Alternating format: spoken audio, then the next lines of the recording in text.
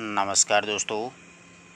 इस वीडियो में देखिए अपन लोग चर्चा करेंगे आरपीएससी के माध्यम से जो 2015 में व्याख्याता की परीक्षा हुई थी उसका एक पेपर है, उसका अपन सॉल्यूशन करेंगे।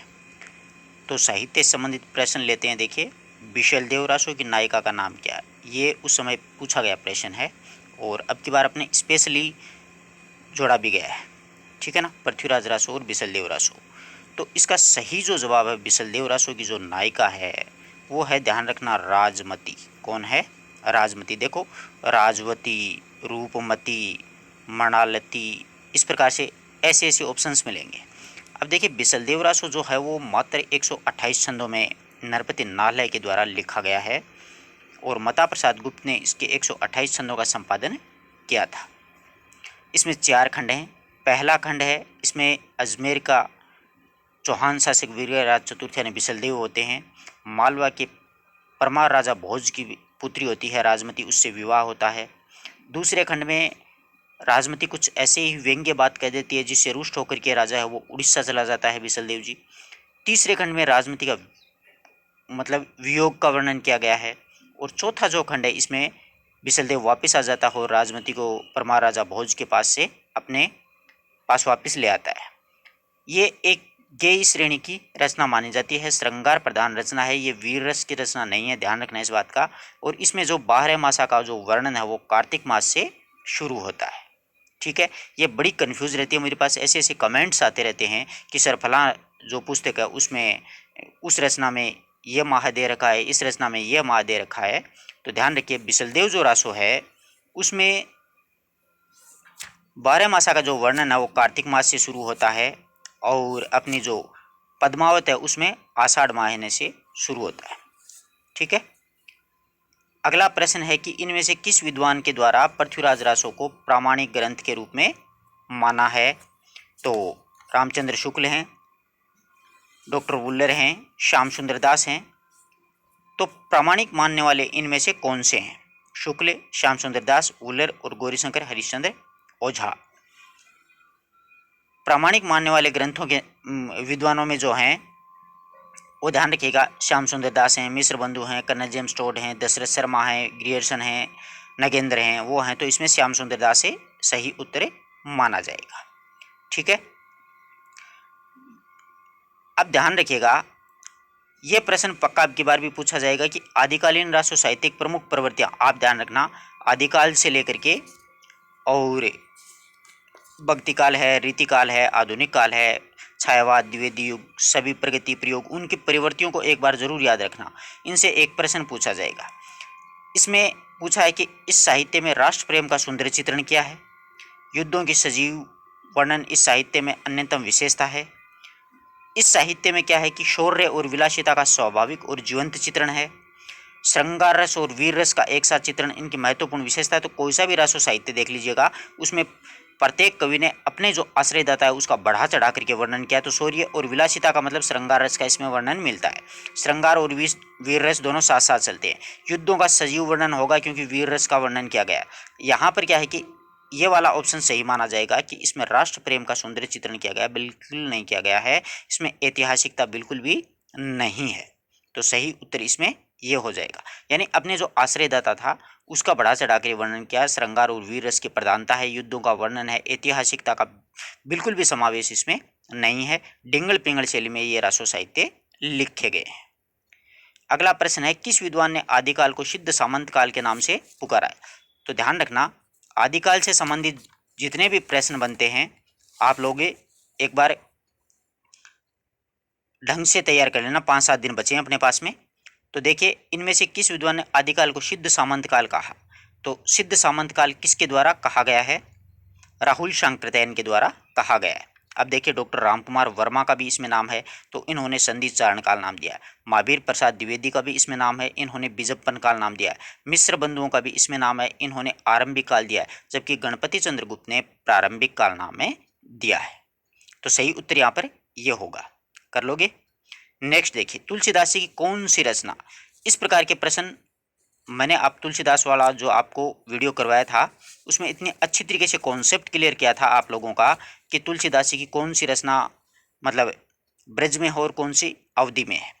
इसमें यही पूछा है कि अवधि में नहीं है। अब ये नहीं वाला शब्द परीक्षा में बहुत ही ध्यान रखना है इस चीज़ का, ये बहुत बहुत मात देगा आप लोगों को। बार बार इसीलिए कर रहा हूँ, ये नहीं शब्द अपन जैसे अब यहाँ पे पेपर सोल्व कर रहे हैं, कोई दबाव नहीं है, बिल्कुल अपने सामने सब कुछ है, फिर भी ये नहीं शब्द छूट जाता है ना। तो परीक्षा का दबाव होगा, इसलिए शांति से धैर्य से अपने ब्लड प्रेशर को कंट्रोल करते हुए ठंडा पानी पी के बैठना, ताकि जो संवेग है ना अपना, जो खून का सर्कुलेशन है रक्त का, वो तेज तेज ना दौड़े, आराम आराम से दौड़ाना उसको। तो इसमें देखेगा अवधि में नहीं पूछिए, तो अवधि में तुलसीदास जी की वही रचना है जिसमें राम और मंगल जुड़ता है। तो रामचरितमानस, जानकी में मंगल, रामलला नहच्छु में राम। तो यहाँ पर कवितावली अलग पड़ी है ना अपने आप से, कोई कंफ्यूज नहीं होना चाहिए, आराम से कर लोगे, कवितावली इसका सही उत्तर होगा। ये ब्रजभाषा में कर लोगे, किसी प्रकार की कोई समस्या आपको यहाँ पर नहीं होनी चाहिए। ठीक है, अगला प्रश्न देखिएगा।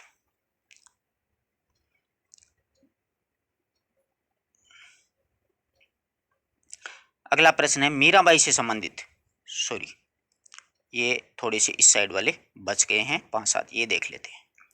हाँ, तो अगला अपना प्रश्न है कि इसमें ये प्रश्न पूछा है अपन को, नीचे देखिएगा, 1 मिनट है। इनमें से कौन सा कवि अष्टछाप से संबंध नहीं रखता है। तो अष्टछाप के कवि तो आपको याद करने ही करने हैं। आपको भी पता है कि अष्टछाप से संबंधित तो प्रश्न किसी भी हालात में गलत नहीं होना चाहिए, और यह प्रश्न पक्का आएगा। तो अष्टछाप में देखो परमानंद दास जी हैं, और आप लोगों ने देखा होगा गोविंद स्वामी जी हैं, और अगला अपने सामने ऑप्शन आता है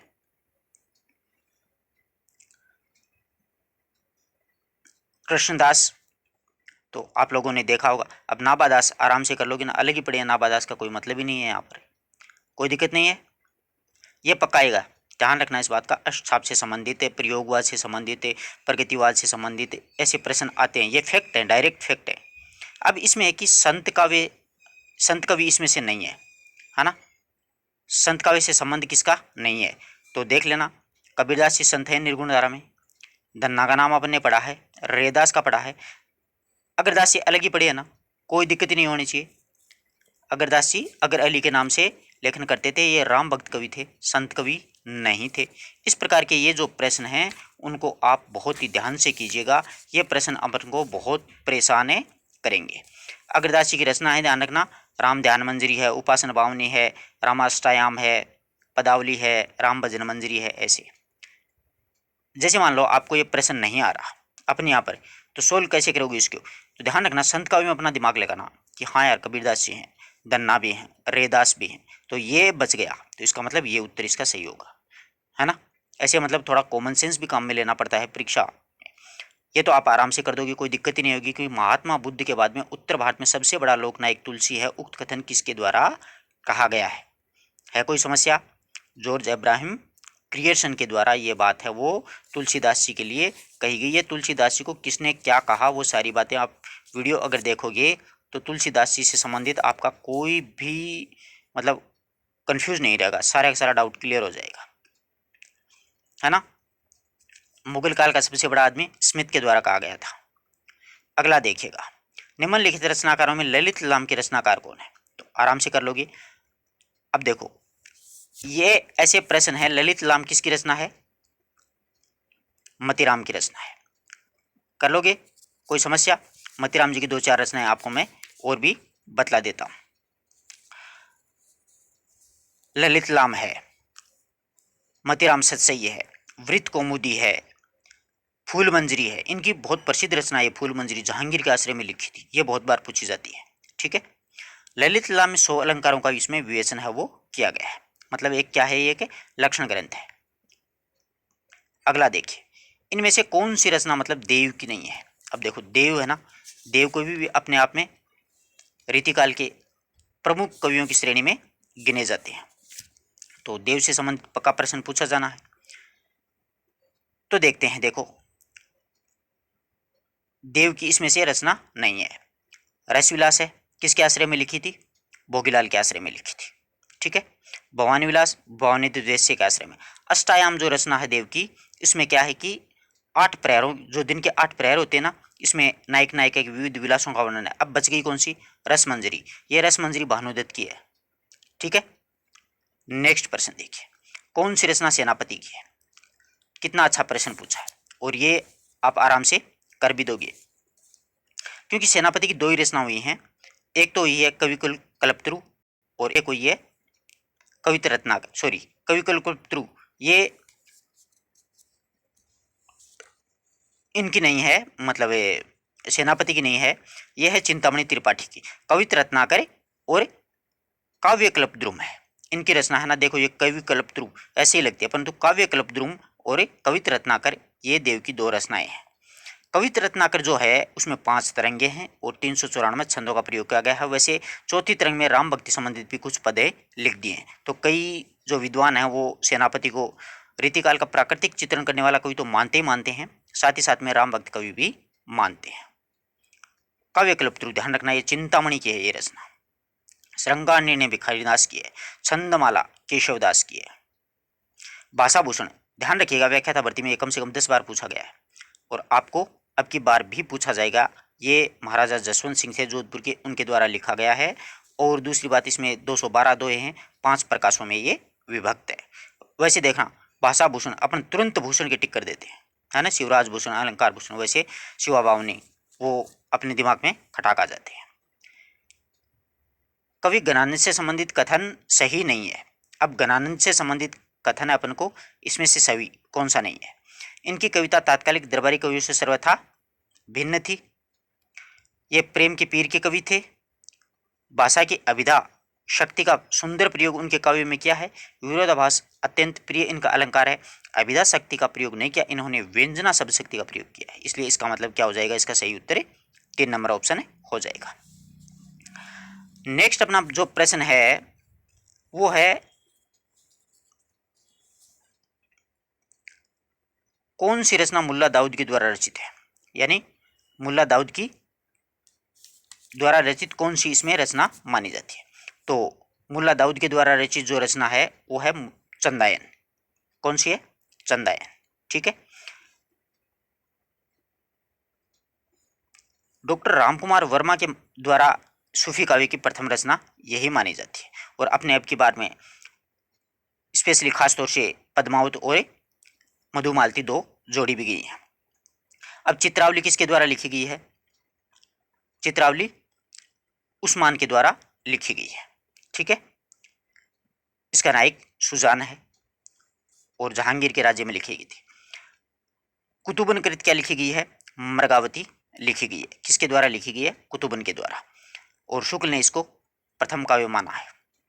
मधुमालती मंझन के द्वारा लिखी गई है। ये अपने स्पेशली जोड़ी गई है मधुमालती मंझन। इसमें बहुपत्नी का सर्वथा मतलब अभाव मिलेगा आपको। और दूसरी बात, इसका नायक है वो मनोहर है। तारा और प्रेमा की कहानी वो साथ साथ चलती है। आप लोग जयसी वाला, पद्मावत वाला और ये वीडियो देख सकते हैं प्लेलिस्ट के माध्यम से। जयसी के द्वारा जो रची गई है पद्मावत, उसके विषय में कौन सा कथन गलत है? अपने को बहुत ही अच्छा प्रश्न यहाँ पर पूछा गया है। इसमें क्या है कि तुलसीगढ़ रामचरितमानस के अनुकरण पर जायसी ने भी इसमें दोहा चौपाई शैली अपनाई। ये प्रेमक खान का वे रचना है। इसमें भाषा ठेठ अवधि है। और नेक्स्ट जो इसका उत्तर है वो है, इसमें नागमती वियोग का वर्णन प्रवास जन्य विरह वर्णन के अंतर्गत आता है। इसका सही जो उत्तर है ना, वो ध्यान रखना, यह है इसमें तुलसीदास जी कृत मानस के अनुकरण पर जायसी ने इसमें दोहा चौपाई शैली नहीं अपनाई। इसमें कड़वक शैली का प्रयोग किया गया है, दोहा चौपाई शैली का प्रयोग नहीं है। इसमें 5-7 चौपाइयों के बाद में एक दोहा रखा गया है। इसको मसनवी शैली के नाम से भी जाना जाता है। अगला प्रश्न देखिएगा, आपने मीराबाई के संबंध में पूछा अपन को। तो देखिएगा, मीराबाई जो हैं उन्होंने मुक्त भाव से सभी भक्ति संप्रदायों का प्रभाव ग्रहण किया, बिल्कुल सही बात है। लोक जीवन में रसी बसी भाषा का प्रयोग किया, बिल्कुल सही बात है। अधिकांश पद में उन्होंने कृष्ण को बंशीधर, नंद नंदन, सुंदर गोपाल, माधुर्य भाव, इसमें सारे ही मतलब ऑप्शन सही बना दिए थे, इसलिए इसमें सारे ये पद सही हैं। इस कारण इस प्रश्न को क्या किया गया था? डिलीट किया गया था। वैसे ये सही है, इसमें कोई भी ऑप्शन गलत नहीं है। अब कितना अच्छा प्रश्न बनाया है कि मध्यकालीन जो है इसमें संत भक्त कवि राजस्थान से संबंध नहीं रखता है। तो आप लोग आराम से इस प्रश्न को तो कर ही लोगे। देखो जैसे दादू दयाल जी अपन जानते हैं राजस्थान से रखते हैं, नागरीदास जी किशनगढ़ वाले आराम से जानते हो, बुनेटनी वाले, संत पीपाजी झालावाड़ वाले जानते हो, तो मलुकदास जी तो अपने आप में अलग ही रह गए हैं। ये जो मलुकदास जी है ना, इनको एक्चुअल में क्या है कि मतलब है आलस्यों का समर्थक कवि कहा जाता है ना। जैसे अजगर करे न चाकरी, पंछी करे न काम, दास मलुका कहे गए सबके दाता राम, इनकी दो चार रचनाएं ध्यान रखना। इनकी जो रचनाएं जैसे ज्ञान बोध, रतन खान, भक्ति वंशावली है, भक्ति विवेक है, ब्रजलीला है, सुख सागर है, ध्रुव चरित्र है, ये एक दो बार पूछ ली जाती है। अब आप लोगों को कबीरदास जी के बारे में गलत कथन चुनना है। अपन को कबीरदास जी का पक्का प्रश्न आएगा क्योंकि स्पेशली जोड़े गए हैं। निर्गुण ब्रह्म की उपासना करते थे, बिल्कुल सही बात है। पुस्तकीय ज्ञान की अपेक्षा अनुभवजन्य ज्ञान को अधिक महत्व दिया है, बिल्कुल सही बात है। जाति, पंथ, धर्म, संप्रदाय आदि के भेदभाव का इन्होंने खुल करके खंडन किया है। इन्होंने पूजा पाठ को भक्ति भाव के लिए आवश्यक माना, बिल्कुल नहीं माना है। इसका मतलब सही उत्तर है। सही समझ समझ के करेंगे पेपर तो आराम से हो जाएगा। ऐसे हफड़ हफड़ नहीं करना ज़्यादा कि पेपर आ गया पता नहीं क्या होगा, होगा कुछ नहीं, जो हमेशा होता है वही होगा। बिल्कुल कंफर्ट होकर के ठंडे दिमाग से करना। अब देखो रीतिकाल के बहुत शानदार शानदार प्रश्न आए। रीति शब्द के अर्थ में मतलब प्रयुक्त में हुआ है। रीतिकाल के बारे में अपन को पूछा है कि रीतिकाल के नामकरण में रीति शब्द का मतलब क्या होता है। गुणों पर आधारित विशेष प्रकार की पद रचना, अलंकार, रस, गुण, ध्वनि, नायिका भेद आदि काव्य शास्त्रीय प्रणालियों पर आधारित रचना, सामाजिक रीति रिवाजों संबंधित रचना, वैदर्भी गौड़ी आदि रीतियों संबंधित। तो ध्यान रखना रीतिकाल में ये सारे आते हैं, अलंकार, रस, गुण, ध्वनि, नायिका भेद। मतलब 2 नंबर ऑप्शन अपना क्या हो जाएगा, यहाँ पर सही हो जाएगा। अब ध्यान रखिएगा, आपने बहुत ही शानदार और बहुत ही अच्छा प्रश्न, और अब की बार भी इनसे संबंधित तो प्रश्न पक्का ही क्या है पूछा ही जाना है अपन को। बिहारी के संबंध में कौन सा कथन सही नहीं है। तो देखिए, प्रकृति के आलम्बन रूप में चित्रण इनकी बहुत बड़ी विशेषता है। लोक ज्ञान, काव्य ज्ञान, काव्य शास्त्र ज्ञान, तीनों का सुंदर समन्वय इन्होंने मतलब अपनी सतसई में किया है। भक्ति, रीति और नीति का त्रिवेणी संगम मानी जाती है बिहारी सतसई। अनुभवों का चित्रण बिहारी सिद्धस्त थे, बिल्कुल थे। बिहारी सतसई में साहित्य ब्रज भाषा का बिल्कुल प्रयोग हुआ है। तो इन्होंने आलम्बन रूप में नहीं किया बल्कि उद्दीपन रूप में किया है, यह बात ध्यान में रखना बस। बहुत ही अच्छा प्रश्न है। बिहारी सतसई पे सबसे पहले टीका है कृष्ण कवि के द्वारा लिखी गई थी, जो कि बिहारी सतसई को बिहारी के प्रत्येक दोहे को सही में इन्होंने बदल दिया था। टीकाएं ध्यान रखना, बिहारी सतसई पर रामचरितमानस के बाद में सर्वाधिक टीकाएं लिखी गई हैं। नेक्स्ट प्रश्न है कि इनमें से किस कवि का संबंध भारतेंदु मंडल से नहीं है। इसे बेहतरीन कोई प्रश्न नहीं था, वाकई बहुत ही शानदार प्रश्न था। और उस वक्त क्या है कि परीक्षा का माहौल था, बहुत से विद्यार्थियों का क्या हो गया, ये गलत हो गया। तो देखो, प्रताप नारायण मिश्र हैं, बालकृष्ण शर्मा दे दिया, यहाँ पर बालकृष्ण भट्ट देते ना तो कोई दिक्कत नहीं थी। बद्रीनारायण चौधरी, प्रेमगन, ये वाला ऑप्शन इसमें सही है। पर एग्जाम का माहौल होता है ना, वो दबाव, वो टेंशन, वो सब कुछ गलत करवा देते हैं। फिर दिमाग में ये चलता है यार हो सकता है प्रताप नारायण या बद्रीनारायण, बालकृष्ण भट्ट, ये भट्ट शर्मा इतना पढ़ा है, पढ़ते ही नहीं अपन ढंग से। ठीक है, नेक्स्ट देखिएगा, अगला ऑप्शन इसमें ठाकुर जगमोहन सिंह है। जगमोहन सिंह तो थे, अपन को भी पता है। अब बहुत ही शानदार प्रश्न दिया गया है कि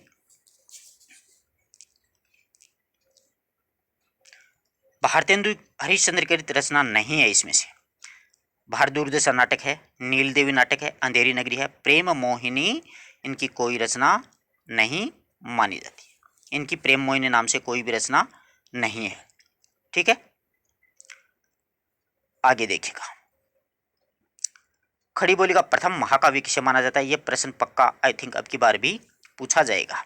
तो ध्यान रखिएगा, खड़ी बोली का प्रथम महाकाव्य है वो वैदेही वनवास माना जाता है, और ये अयोध्या उपाध्याय हरियोध के द्वारा लिखा गया था 1940 में। इसमें अपन को कई बार हो सकता है कि इसके सर्ग पूछ ले, अब की बार तो 17 सर्ग हैं।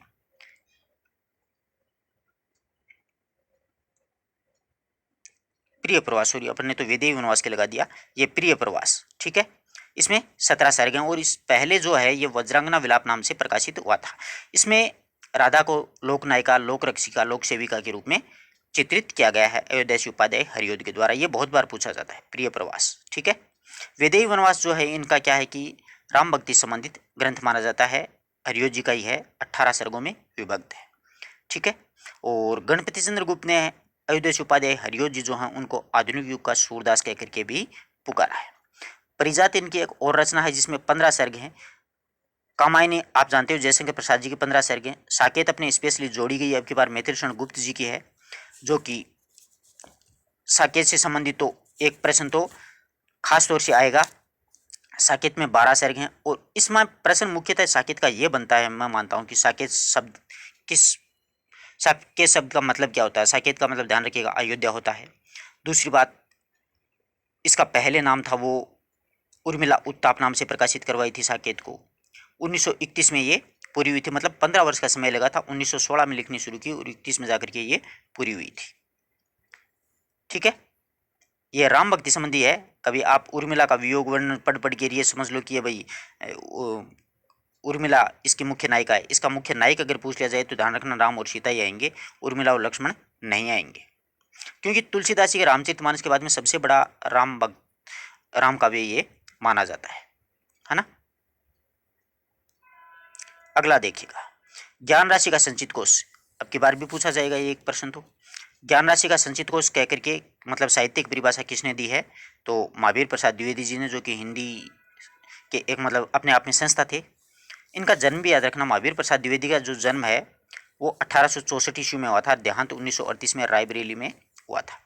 इनकी 2-3 एक रचना है, खासतौर से सुमन है, संपत्ति शास्त्र है, नागरी तेरी यही दशा है और साहित्यिक शिखर है, अबला विलाप, ये मुख्य है। भाषा योग वासिष्ठ राम प्रसाद निरंजनी के द्वारा लिखी गई है। एक्चुअल में क्या है कि ये भाषा योग वासिष्ठ जो रचना है ना, ये इसलिए पूछी जाएगी क्योंकि ये शुद्ध परिमार्जित खड़ी बोली की प्रथम रचना मानी जाती है। वैसे चंद शरण वन की महिमा गंग कवि के द्वारा लिखी गई थी, अकबर के दरबार में वो थी, परंतु ये शुद्ध परिमार्जित खड़ी बोली में लिखी गई है। दूसरी जो रचना है ना शुद्ध परिमार्जित खड़ी बोली में लिखी गई, हो सकता है वो भी पूछ लें। इसका खास तौर से आपको ध्यान रखना है, ये जो चंद शरण वन की महिमा के बाद में एक पंडित दौलत राम के द्वारा एक पद्म पुराण भी अनुदित रचना लिखी गई है, वो दूसरी रचना मानी जाती है।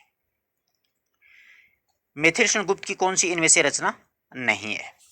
अब मैथिल शरण गुप्त है, महावीर प्रसाद द्विवेदी हैं, इनसे तो प्रश्न अपने को पक्का ही आना है। तो देखो अपन निकालना सीखेंगे। रंग में भंग मैथिल शरण गुप्त की प्रथम रचना मानी जाती है। जो कि रंग में भंग है उसका कई बार क्या है कि मतलब विषय वर्णन अंदर से पूछ लेता अपन को।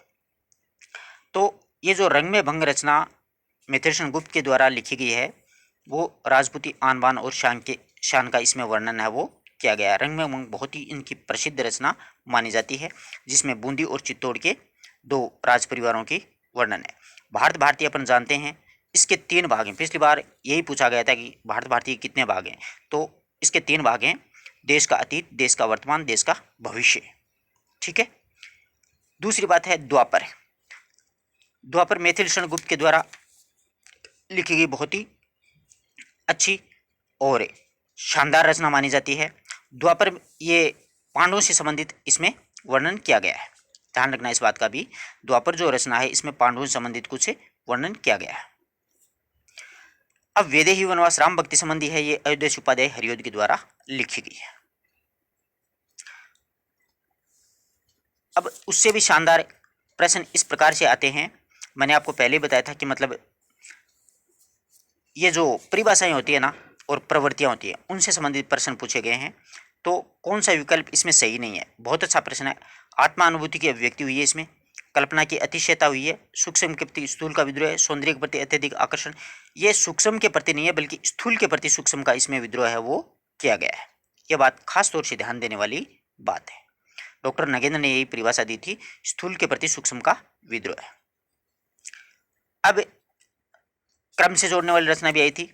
अब इसमें पहला ही प्रश्न अपन को पंथ जी संबंधित पूछा है कि भाई पंथ की रचनाओं का सही क्रम इसमें से कौन सा है, ठीक है ना।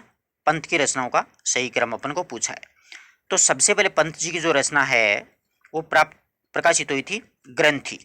कौन सी प्रकाशित हुई थी? ग्रंथि 1920 में। उसके बाद में हुई थी गुंजन 1932 में, फिर उसके बाद में युगांत हुई थी 1936 में, फिर उसके बाद में ग्राम्या हुई थी 1940 में। तो ग्रंथि, गुंजन, युगांत और ग्राम्या, इनकी सही ऐसी रचना है कि उच्छ्वास, ग्रंथि, वीणा, पल्लव, गुंजन, युगांत, युगाणी, ग्राम्या, स्वर्णकेणी, सवर्णदुली, युगांतर, युगपथ। इस हिसाब से आप याद रखना। लोकायतन इनके द्वारा लिखा गया एक बहुत बड़ा महाकाव्य महात्मा गांधी के जीवन पर लिखा गया है, 7 खंडों में विभक्त है। अब लगता है पूछ लिया महादेवी वर्मा जी की सही रचनाओं के बारे में। तो देखिएगा, महादेवी वर्मा की सही रचनाएं इसमें है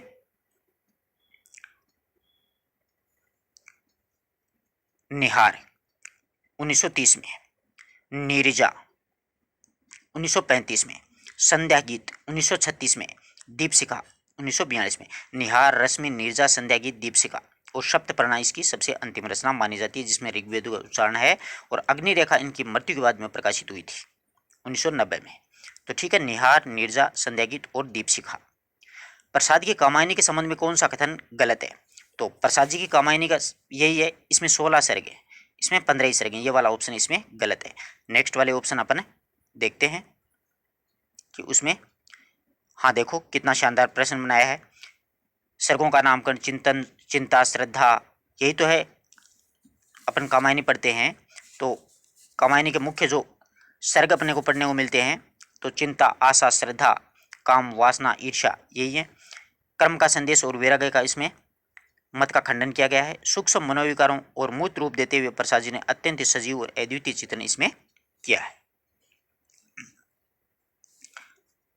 अब नेक्स्ट प्रश्न वही दिनकर जी के बारे में अपने को पूछ लिया कि दिनकर की रचनाओं का सही क्रम क्या है। 5-7 प्रश्न उस समय पूछे थे 2015 में, तो ध्यान रखना दिनकर जी जो हैं उनकी रचनाओं का सही क्रम अपन को बताना है। तो देखिएगा,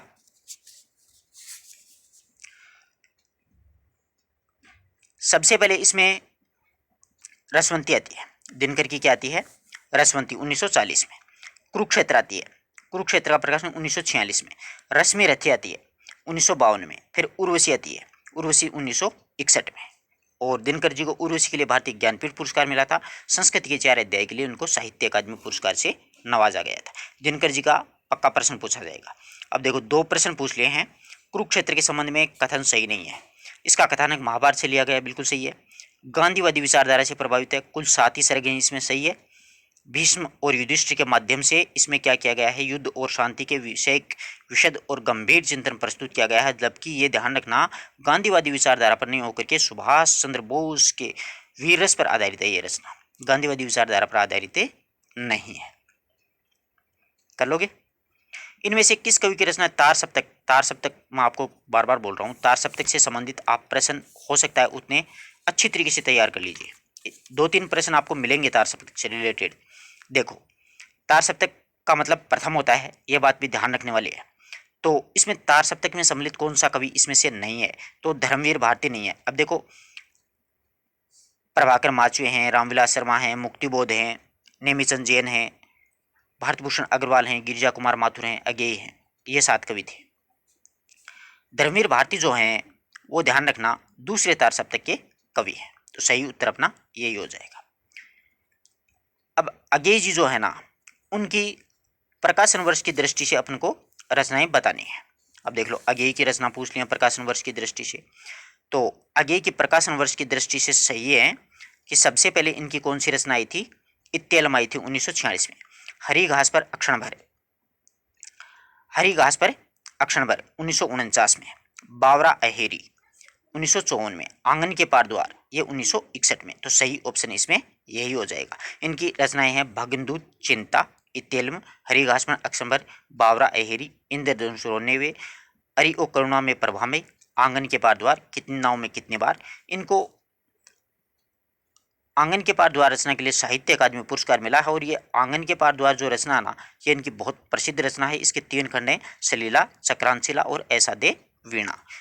कितनी नाव में कितनी बार के लिए इनको भारतीय ज्ञानपीठ पुरस्कार से नवाजा गया है। अब अपन को तार सप्तक का फिर प्रश्न पूछ लिया है अगले ने, तो ध्यान रखिएगा। अब इसमें अपन को पूछा है कि तार सप्तक में कौन सा कवि, चौथे का पूछा ना, चौथे सप्तक में संकलित है। चौथे सप्तक के इसमें कौन से कवि नहीं है? ये भी हैं, और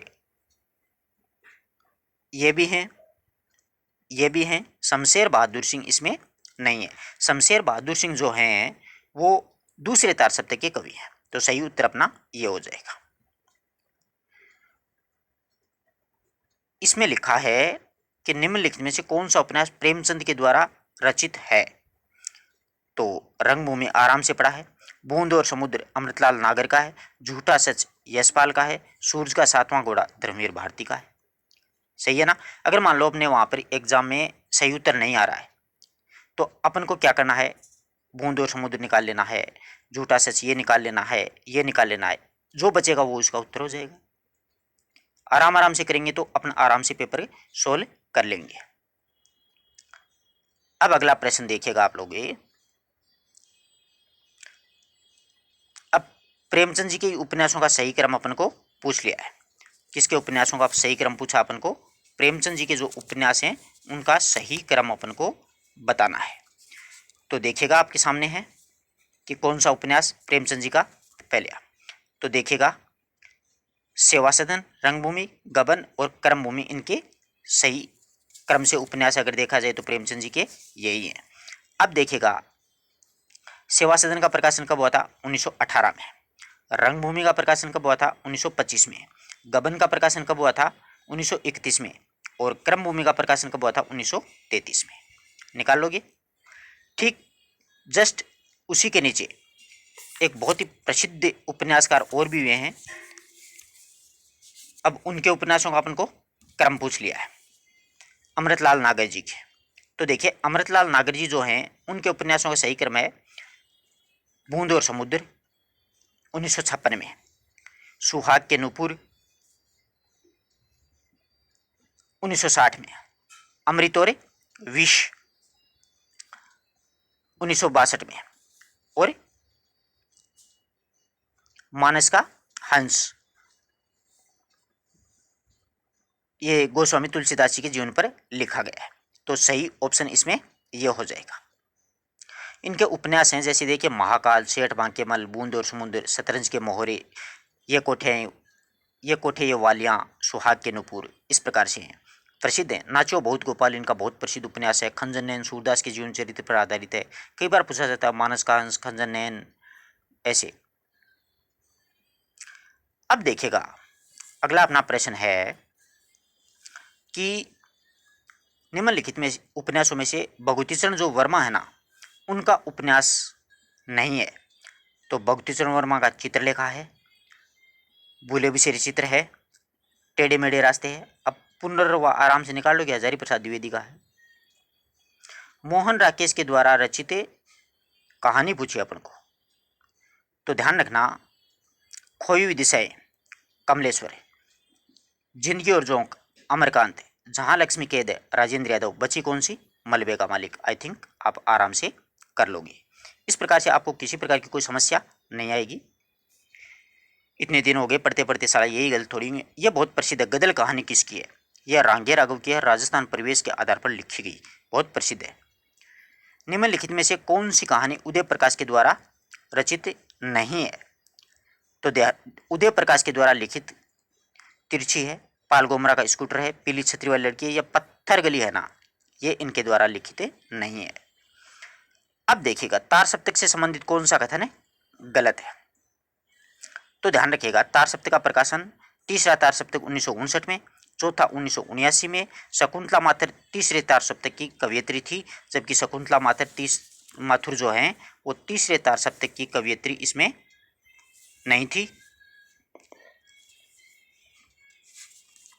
शकुंतला माथुर हैं वो दूसरे तार सप्तक में आती हैं। शकुंतला माथुर की जो रचनाएं हैं वो रघुवीर शायद दूसरे तार सप्तक के हैं। तो इसका मतलब इसमें कौन सा सही हो जाएगा, 3 नंबर ऑप्शन अपना सही हो जाएगा। है कोई समस्या। नेक्स्ट देखिएगा चिंतामणि नामक निबंध संग्रह इनमें से कौन सा है। ये तो आप आराम से कर दोगे, इसमें तो कोई समस्या ही नहीं आनी चाहिए।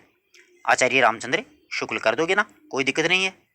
इसमें एक ध्यान रखना, इसमें कई बार क्या है कि अपन जो लिख होते हैं ना उसमें जैसे प्रथम भाग में कितने निबंध है, 17 निबंध है, दूसरे में कितने हैं, 3 निबंध है, तीसरे में कितने हैं, 21 हैं, चौथे में कितने हैं, 47 हैं, और फिर इनके संपादक पूछ लेते हैं, तब जाके थोड़ा डीप बन जाता है। रामवर्क्स बेनीपुरी के द्वारा लिखित रचना, तो ध्यान रखिए, अशोक के फूल हजारी प्रसाद द्विवेदी, आंगन का पंछी और बंजारा मन विद्यानिवास मिश्र, प्रिया नीलकंठी कुबेरनाथ रॉय, तो गेहूं और गुलाब बच गया, तो इसका मतलब है ये वाला उत्तर बेनीपुरी जी का हो जाएगा। नरेश मेहता के द्वारा रचित संशय की एक रात, आराम से कर लोगे। इसमें राम के मन में यह संशय होता है कि एक सीता के लिए इतना बड़ा नरसंहार करना क्या उचित है, परंतु उनको समझाया जाता है भगवान श्री राम को कि सीता के लिए नहीं, ये बल्कि असत्य पर सत्य की विजय होगी, झूठ पर सच की विजय होगी, इसलिए आपको युद्ध करना बहुत जरूरी है, पाप पर पुण्य की विजय होगी। नेक्स्ट अपना प्रश्न है कि लक्षणा शब्दशक्ति से संबंधित कौन सा कथन सही नहीं है। तो लक्षणा शब्दशक्ति में देखिएगा, मुख्य अर्थ बाधित होने पर उसका अन्य अर्थ ग्रहण किया जाता है, बिल्कुल सही है। अन्य अर्थ का मुख्य अर्थ से कोई संबंध नहीं होता है, ये ही गलत है, संबंध होता है। रूढ़िवादी आधार पर यह आप अलंकारों की परिभाषा और लक्षण से संबंधित कथन अपन को चयन करना है, सही नहीं है वो अपन को छांटना है। तो उपमेय उपमान की संभावना कल्पना की जाए, वहां पर उत्प्रेक्षा अलंकार। उपमा रूप रंग गुण आदि की समानता के आधार पर वस्तुओं की तुलना की जाती है, तो वो उपमा हो जाता है। जब किसी भी शब्द में एक से अधिक अर्थ निकलते हैं, वहां पर श्लेष अलंकार हो जाता है। उपमा उपमेय का अभेद आरोप करके संदेह अलंकार, ये वाला इसमें गलत होता है, यहाँ पर रूपक अलंकार होता है। यह प्रश्न ये ध्यान रखिएगा, व्याख्याता भर्ती में छप चुका है। रमणीयार्थ प्रतिकार शब्द काव्यम, आराम से कर दोगे। रमणीयार्थ मतलब पंडित जगन्नाथ। ये परिभाषाएं आप बहुत ही खास तौर से ध्यान रखिएगा। ये जो 3 4 5 परिभाषाएं जो भी दी गई हैं ना आपको, कि वाक्य रसात्मक काव्य, रमणीयार्थ प्रतिकार थोड़ा, ये सारी आपको याद बहुत अच्छी तरीके से करनी है। एक्चुअल में क्या है कि इनमें से पक्का ही परीक्षा में प्रश्न पूछा जाएगा। स्पेशली तो ये तो ध्यान रखिएगा छप चुका है, जैसे वाक्य रसात्मक काव्य विश्वनाथ की हो गई, शब्दार्थ सहितो काव्य गद्य पद्य चय विधा भामय की हो गई, तद 200 शब्दार्थ सगुण अलंकार मम्मट की हो गई, ए 200 आ जाएगा वहाँ पर हेमचंद्र की हो गई। इस प्रकार से ये परिभाषाएं आप स्पेशली याद रखिएगा, एक प्रश्न अपना गलत नहीं होना चाहिए। काव्य प्रयोजन तो देखिएगा, यश प्राप्ति के लिए होता है, आर्थिक लाभ के लिए होता है, शास्त्रीय ज्ञान के लिए, तो आनंद प्राप्ति के लिए इसमें सही जवाब होगा ये, शास्त्रीय ज्ञान प्राप्ति के लिए कोई काव्य प्रयोजन नहीं होता है। 4 नंबर ऑप्शन सही होगा। आनंद के लिए भी होता है, आर्थिक के लिए भी करते हैं, यश प्राप्ति के लिए भी करते हैं। तो ये काव्य प्रयोजन यानी काव्य लेखक या कवि क्यों लिखता है, इसका ये कारण पूछा है। बहुत अच्छा प्रश्न है। काव्य हेतु की दृष्टि से आवश्यक तत्व इसमें से नहीं है, अपन को ये पूछा है। तो अभी देख लेते हैं अपने काव्य हेतु कितने एक तो हैं ही अपने। प्रतिभा उत्पत्ति अभ्यास देख लो, प्रतिभा उत्पत्ति अभ्यास, अब ईस कर्ता तो कोई होती नहीं है, तो सही उत्तर है निकल जाएगा। ध्वनि के संबंध में ध्यान रखिएगा, ध्वनि के 2 भेद होते हैं, लक्ष्मणमूला और व्यंजनमूला ने अलक्ष्मणमूला संलक्ष्मणमूला होता है, यही ऑप्शन इसमें सही हो जाएगा। आगे देखो, लक्ष्मणमूला विविक्षित वाच्य ध्वनि भी कहते हैं, विविक्षित वाच्य ध्वनि के 2 भेद माने गए हैं, अत्यंतरिक्षित वाच्य ध्वनि, लक्षण ध्वनि। अरस्तु का अनुकरण संबंध कथन गलत पूछा अपन को, अरस्तु के अनुकरण से, तो ध्यान रखिए अरस्तु के अनुकरण से, अरस्तु का अभिप्राय भावनापूर्ण अनुकरण से है। अनुकरण एक सर्जना की क्रिया है, अरस्तु ठीक कहते हैं। अनुकरण के संबंध में प्लेटो और अरस्तु के मत में कोई अंतर नहीं है, जबकि अंतर है, दोनों ने अलग अलग बताया है। प्लेटो ने बताया है कि 1/4 सत्य होने के कारण काव्य ताज्य होता है, जबकि अरस्तु ने कहा है कि अनुकरण ताज्य नहीं होता है, यानी हूबहू नकल नहीं है अनुकरण। अब लॉन्जाइनस का उदात्त तत्व वाला अपना एक प्रश्न पक्का पूछा जाएगा, तो इसमें सही जो प्रश्न है कि लॉन्जाइनस के उदात्त तत्व के 3 पक्ष अंतरंग, बहिरंग और विरोधी बताए हैं। महान विचारों की उद्भावना अंतरंग तत्व के अंतर्गत इसमें मानी गई है। समुचित अलंकार योजना उत्कृष्ट भाषा बहिरंग तत्व के अंतर्गत मानी गई है। लॉन्जाइस ने हर स्थिति में साहित्य में गरिमामय भाषा के पक्षधर में रहे हैं, हर स्थिति में एक्चुअल में वो गरिमामय भाषा के पक्षधर में नहीं रहे हैं। अब रससूत्र की व्याख्या पूछ लिया अपन को, तो रससूत्र की व्याख्या भारत के रससूत्र संबंधी जो व्याख्याकार हुए हैं उनमें से अभिव्यक्तिवाद किसके द्वारा दिया गया है, तो 4 अपने विद्वान हुए हैं रससूत्र की व्याख्या देने वाले, और उन चारों के द्वारा जो व्याख्या की गई है उसमें अभिव्यक्तिवाद का अपन को इसमें से बताना है। तो आराम से कर दोगे, अभिव्यक्तिवाद किसके द्वारा दिया गया है, अभिव्यक्तिवाद जो है वो अभिनव गुप्त के द्वारा दिया गया है। अब देखिए भट्ट नायक के द्वारा क्या दिया गया है, ये जो भट्ट लोलट आते हैं सबसे पहले भट्ट लोलट के द्वारा दिया गया है उत्पत्ति या आरोपवाद। फिर उसके बाद में आते हैं शंकुक। शंकुक के द्वारा क्या दिया गया है? अनुमतिवाद। भट्ट नायक के द्वारा भुक्ति या भोगवाद और अभिनव गुप्त के द्वारा अभिव्यक्तिवाद। ये जो शंकु है ना, इन शंकुक के द्वारा एक चित्त तुरंग की भी अभिकल्पना की गई थी। तो कई बार पूछा जाता है किस रससूत्र के व्याख्याकार के द्वारा चित्त तुरंग की संकल्पना की गई है, तो आचार्य शंकु के द्वारा की गई है। इस प्रकार से ध्यान रखिएगा, अपन ने 2015 का पेपर सोल्व किया है।